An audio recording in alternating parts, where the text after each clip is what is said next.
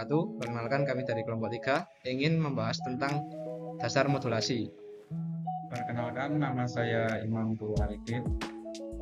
Saya Muhammad Azim Safaras. Saya Ranuka Yusa Hapsari.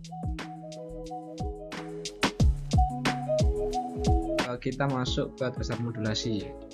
Di sini kita akan membahas 5 bab, yaitu yang pertama prinsip modulasi, kemudian ada parameter, yang ketiga ada CW modulation, yang keempat ada pulse modulation, dan yang kelima perlunya modulasi. Oke, kita masuk ke prinsip dasar modulasi. Modulasi itu apa sih? Yang disebut modulasi itu adalah proses penumpangan sinyal informasi atau message pada suatu gelombang pembawa atau carrier wave. Kemudian penumpangan ini dilakukan dengan mengubah-ubah parameter dari gelombang pembawa secara proporsional atau sesuai dengan sinyal informasi. Nah, di gambar tersebut kita bisa tahu yang pertama itu ada message atau pesan, kemudian masuk ke modulator atau alat modulasi. Kemudian kita transmisikan menggunakan medianya itu ada 2 macam, yaitu nirkabel dan dengan kabel. Kemudian diterima oleh demodulator, lalu demodulator tersebut mengubah sinyal dari modulator ke output yang diinginkan. Misalkan kalau kita ingin mengirim gambar di modulator, nanti diubah dulu sinyalnya, kemudian di demodulator dikembalikan lagi menjadi gambar yang asli. Baik, di sini kita memiliki 3 macam parameter yang bisa diubah-ubah. Yang pertama yaitu amplitudo, yang kedua frekuensi, yang ketiga ada fase. Kita masuk ke amplitudo terlebih dahulu. Baik, kita masuk ke amplitude atau amplitudo. Yang pertama, jika A sama dengan 1, maka satu bukit dan satu lembah memiliki satu kotak. Kemudian jika A sama dengan 2, satu bukit dan satu lembah tersebut juga memiliki 2 kotak, dan seterusnya. Misalkan jika A sama dengan 0,5, maka satu bukit dan satu lembah tersebut juga memiliki maksimalnya setengah kotak. Oke, kemudian ada frekuensi. Nah, kita bisa lihat dari gambar di PowerPoint. Jika frekuensinya sama dengan 1 Hz, maka dalam 1 detik memiliki 1 gelombang. Nah, 1 gelombang tersebut memiliki 1 bukit dan 1 lembah. Kemudian jika frekuensinya sama dengan 2 Hz, dalam gambar di PowerPoint, maka dalam 1 detik memiliki 2 gelombang, yang berarti ada 2 bukit dan 2 lembah. Dan seterusnya, jika memiliki 5 Hz, maka dalam 1 detik memiliki 5 gelombang atau 5 bukit dan 5 lembah. Lalu ada fase. Nah, kita bisa lihat di gambar, jika 0 derajat maka kita bisa memulai gelombang tersebut dari titik 0. Kemudian jika min 45 derajat, kita bisa memulainya juga dari negatif 45 derajat yang posisinya ada di bawah. Dan selanjutnya jika kita memiliki nilai min 90 derajat, kita memulainya dari bawah yang nilainya 90 derajat. Ini saya akan menjelaskan tentang klasifikasi modulasi.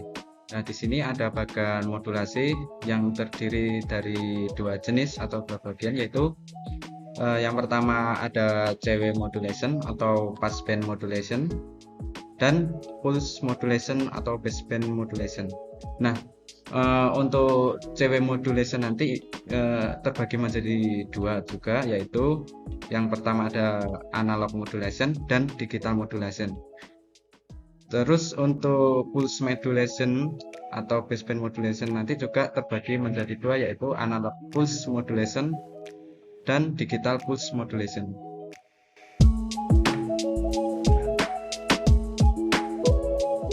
Nah, yang pertama kali ini saya akan menjelaskan tentang modulasi gelombang kontinu atau CW modulation.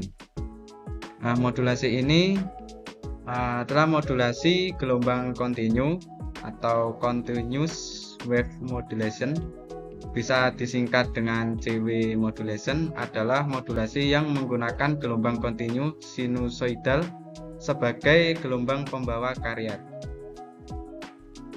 CW modulation utamanya digunakan pada transmisi radio, namun juga dapat dipakai pada transmisi via kabel seperti kabel koaksial. Tujuan utama dari modulasi gelombang kontinu adalah untuk membangkitkan gelombang termodulasi yang sesuai dengan karakteristik suatu kanal transmisi. Selanjutnya ada modulasi analog. Modulasi analog yaitu di mana sinyal carrier kontinu dimodulasi oleh sinyal informasi analog. Jadi di modulasi analog ini terbagi menjadi 3, yaitu yang pertama ada amplitude modulation atau bisa disingkat AM. Yang kedua ada frequency modulation yang bisa disingkat FM. Dan yang ketiga ada phase modulation, bisa disingkat dengan PM.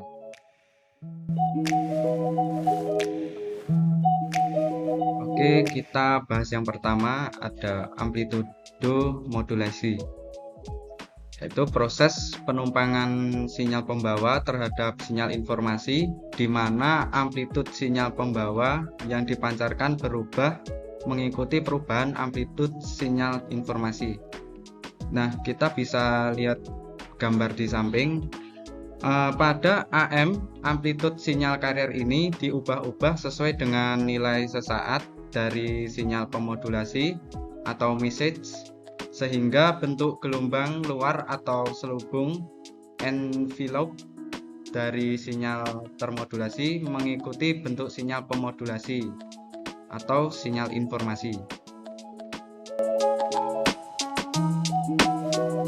Oke, masuk yang kedua, ada frekuensi modulasi.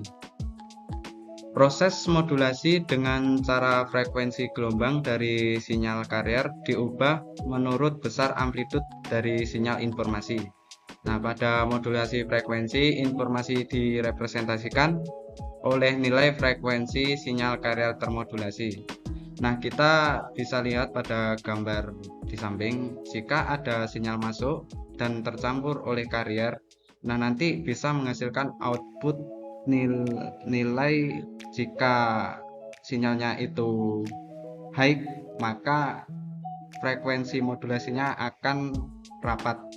Jika nanti kalau sinyal masukannya low, itu frekuensi modulasinya nanti bentuk gelombangnya akan renggang, seperti itu. Nah, yang terakhir ada fasa modulasi. Fasa modulasi ini merupakan proses modulasi yang mengubah fasa sinyal pembawa sesuai dengan sinyal pemodulasi atau sinyal pemodulasiannya. Nah, kita bisa lihat gambar di samping, itu dalam modulasi PM amplitudo dan frekuensi yang dimiliki sinyal pembawa tetapi fasa sinyalnya pembawa berubah sesuai dengan sinyal informasi. Modulasi digital. Modulasi digital ini merupakan proses penumpangan sinyal digital ke dalam sinyal pembawa atau sinyal carrier, dan sinyalnya memiliki dua kondisi, yaitu 0 dan 1. Di dalam modulasi digital ini ada 3 macam. Yang pertama ASK, yaitu amplitude shift keying. Yang kedua FSK, frekuensi shift keying. Yang ketiga PSK, phase shift keying.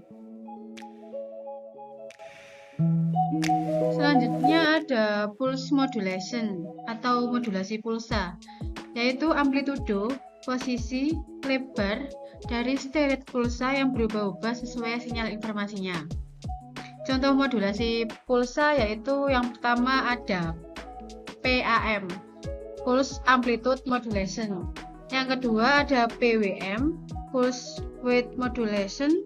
Yang ketiga ada PPM, pulse position modulation. Yang keempat ada PDM, pulse density modulation.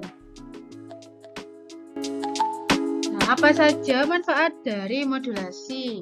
Yang pertama, itu dapat digunakan untuk keperluan multiplexing, yang dimana multiplexing ini digunakan untuk menggeser beberapa sinyal pita dasar yang berbeda ke beberapa lokasi spektrum yang berbeda, sehingga sebuah kanal transmisi dapat digunakan untuk menyalurkan beberapa sinyal dari pita dasar. Yang kedua, dapat mengurangi darau. Yang ketiga, mengatasi masalah hardware. Kinerja dan kemudahan pembuatan hardware tergantung pada frekuensi sinyal dan lebar pita frekuensi sinyal yang akan diproses. Yang keempat, ada digunakan untuk pemancaran sinyal yang efisien. Dan yang kelima, untuk memenuhi alokasi frekuensi, yang dimana regulasi radio dari ITU mengatur penggunaan frekuensi untuk pelayanan tertentu.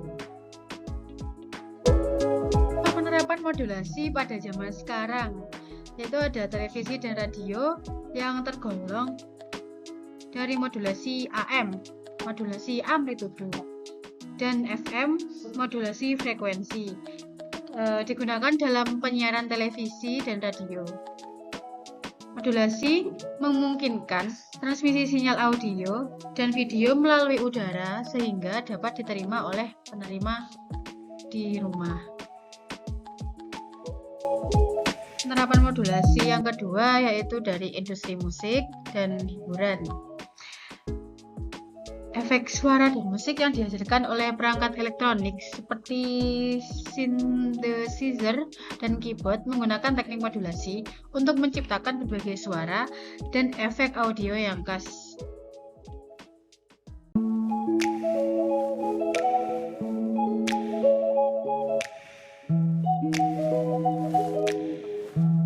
Sekian presentasi dari kelompok kami. Apabila ada kurang lebihnya mohon maaf. Wassalamualaikum warahmatullahi wabarakatuh.